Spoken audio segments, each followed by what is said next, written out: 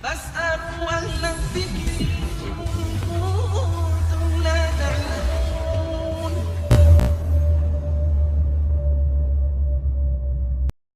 Silakan kalau ada pertanyaan yang bisa kita jawab akan kita jawab biiznillah taala. Baik Ustadz, jazakallahu khairan atas penjelasan materinya.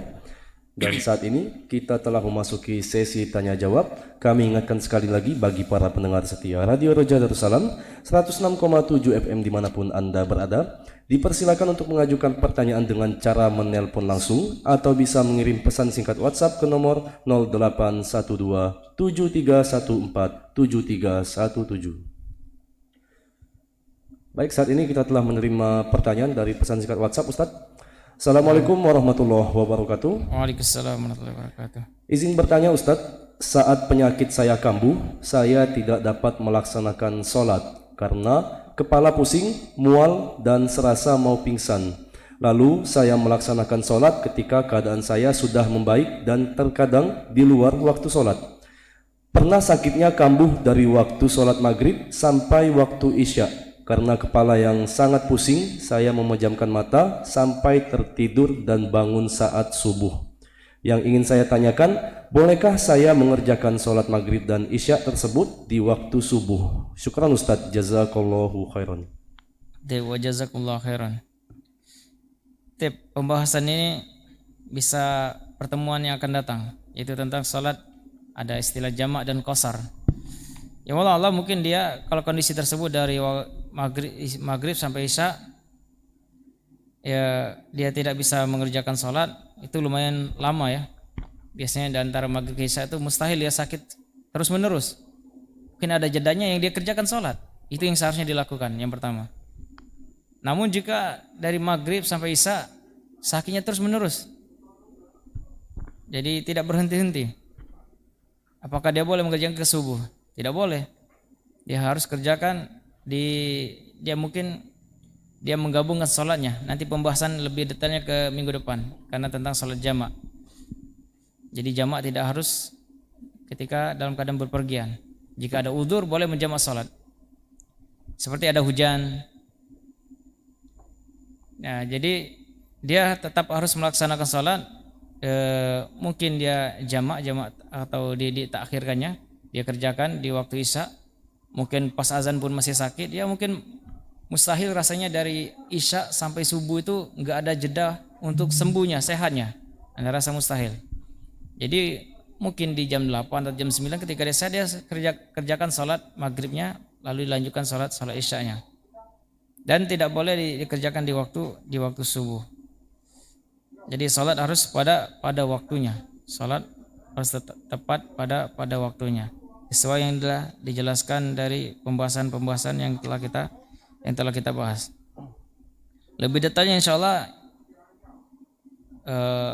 panjang pembahasannya pekan depan tentang sholat orang dalam keadaan berpergian, dan membahas juga tentang jamak dan qasar. Dan ini termasuk pembahasan yang panjang juga. Insyaallah kita akan membahas secara detail, singkat dan padat insyaallah. Hada wallahu alam. Baik Ustadz, jazakallahu khairan atas jawabannya. Selanjutnya dari pesan singkat WhatsApp kembali Ustadz. Assalamualaikum warahmatullahi wabarakatuh. Waalaikumsalam warahmatullahi wabarakatuh. Izin bertanya Ustadz, jika melakukan perjalanan atau safar dan jarak tempuh sebelum zuhur sampai masuk maghrib dan tidak memungkinkan untuk turun karena takut akan ketinggalan dari kendaraan yang ditumpangi. Pertanyaannya Ustadz, bagaimana kita melakukan sholat wajibnya karena melewati 3 kali sholat tersebut Ustadz? Nah, Masya Allah soalnya tinggal 3 waktu sholat, berarti sudah subuh tadi berangkatnya atau sebelum subuh? Pertanyaannya, coba ulangi, sebelum subuh atau sudah subuh berangkatnya? Di sini tidak diterangkan Ustadz waktu keberangkatannya, tapi dijelaskan perjalanan safar dari jarak tempuh sebelum zuhur sampai masuk maghrib dan tidak memungkinkan untuk turun karena takut ketinggalan dari kendaraan yang ditumpangi Ustadz. 6. Jadi mungkin subuhnya juga sebelum subuh tadi sebutkan. Mungkin subuhnya juga enggak sholat, zuhur, asar sampai maghrib. Jadi di mana dia salat? Ya ikhwan, antum yang hadir. Bagaimana dia salatnya? Tadi disebutkan salat di kendaraannya. Jika dia ingin turun tapi takut tinggal dari rombongannya, maka dia salat di dalam kendaraannya. Jika memungkinkan wudu, dia wudu. Jika tidak memungkinkan wudu, dia tayamum. Dan dia tidak boleh melewatkannya. Apalagi dia mampu. Nanti pembahasan pekan depan sebenarnya, kalau dalam kondisi tersebut, jika memungkinkan travelnya atau kendaraannya mampir di setiap sholat, maka dia mampir. Dan bagi yang dalam perjalanan, dia disunahkan mengqasar. Ada juga mengharuskan jamak, ada yang mengatakan lebih afdal qasar doang tanpa menjamak.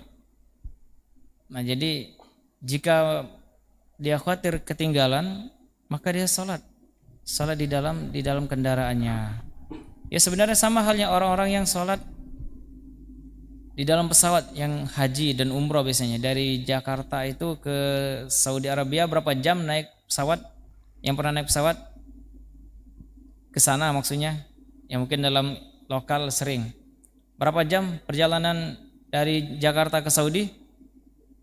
9 jam atau 10 jam kurang lebih. Nah, terus malah gak mampir gak pesawat? Ngisi bensin atau makan dulu? Enggak ada malah. Mungkin kondisinya sama seperti ini, tapi bedanya mungkin dia pakai mobil atau pakai kendaraan darat atau laut, tapi ini pesawat. Tapi anak kira kondisinya sama saja, nggak bisa mampir, nggak bisa turun. Bagaimana? Ya alhamdulillah yang kita alami, kita ketika umroh juga, anda pernah juga belajar ketika belajar di sana. Jadi kita sholatnya di mana? Sholatnya di pesawat, sholatnya di pesawat. Jika memungkinkan wudu, kalau anda biasanya wudu, karena di tempat WC-nya ada air wudunya, atau pakai 1 gelas cukup, sebagaimana yang kita ketahui 1 gelas cukup. Atau kalau enggak, ada juga anda lihat sebagian jemaah umroh atau para penumpang itu ada yang tayamum di tempat di dindingnya atau di tempat di kursinya, di belakang kursinya. Jadi sholat di dalam kendaraan. Sebagaimana disebutkan juga dari Rasulullah tadi, sholat di atas kendaraannya, di atas tunggangannya, karena mungkin disebabkan lumpur, tanahnya basah, nggak memungkinkan sholat di atas kendaraannya. Jadi dengan cara ya semampunya dia sholat. Yang penting dia tidak meninggalkan sholat tersebut. Apalagi sampai tiga waktu, ini terlalu banyak. Apalagi kalau kita di kendaraan, insya Allah nggak ada yang sulit, nggak bisa bergerak sama sekali. Insya Allah bisa bergerak, masih bisa makan, bisa berteleponan, ngobrol sana sini dan lain sebagainya. Jadi jangan seperti orang-orang awam. Kalau sudah lewat 3 waktu, nggak usah kodok lagi, udah lewat. Ini dalilnya dari mana? Bahkan orang awam biasanya kalau sudah lewat 3 ini, jika dia mengkodok pun, seandainya datangnya maghrib, dia sholat maghrib dulu. Kalau hal seperti ini, masalahnya seperti ini, kondisinya bagaimana? Seandainya dia datang maghrib, pas dia maghrib, berarti subuhnya tinggal. Apakah dia wajib mengkodok? Wajib mengkodok, walaupun dia keliru, walaupun dia salah. Yang seharusnya dia kerjakan di dalam kendaraannya, tapi dia melewatkannya. Dia orang tersebut, ya mungkin dia berdosa, bisa jadi mungkin dia tidak tahu juga. Namun kesimpulannya dia tetap wajib mengkodok sholatnya. Dia wajib mengkodok sholat yang ditinggalkannya. Kesimpulannya dia tetap melaksanakan sholatnya di dalam kendaraannya, di dalam kendaraan apapun. Jangan jangan melewatkannya, apalagi dengan sengaja. Ini jawabannya insyaallah. Fadhol setelahnya. Baik Ustadz, jazakallahu khairan atas jawabannya. Khairan. Selanjutnya masih ada pertanyaan Ustadz dari channel YouTube Roja Darussalam. Assalamualaikum warahmatullahi wabarakatuh Ustadz. Waalaikumsalam warahmatullahi wabarakatuh. Bagaimana jika pekerjaan seseorang adalah pengendara jarak jauh atau bisa disebut sopir jarak jauh Ustadz, dan berangkat setiap hari, apakah harus melakukan sholat dengan cara menjamak setiap harinya Ustadz? Mumtaz. Bagus pertanyaan yang susah-susah. Pas persis ini pembahasan pekan depan. Yang bertanya dengarkan pekan depan. Jadi kesimpulannya nanti Anda sampaikan bahwasanya bagaimana seperti kondisi sopir, dan ini dijelaskan oleh Syekh Hafidahullah Ta'ala. Bagaimana kondisi sopir yang mungkin dia sopirnya antar kota kan, mungkin setiap hari itu aja kerjanya, bolak-balik keluar kota, masuk kota terus. Apakah dia berlaku juga baginya jamak qasar? Berlaku atau tidak? Berlaku juga, walaupun bekerjanya berulang.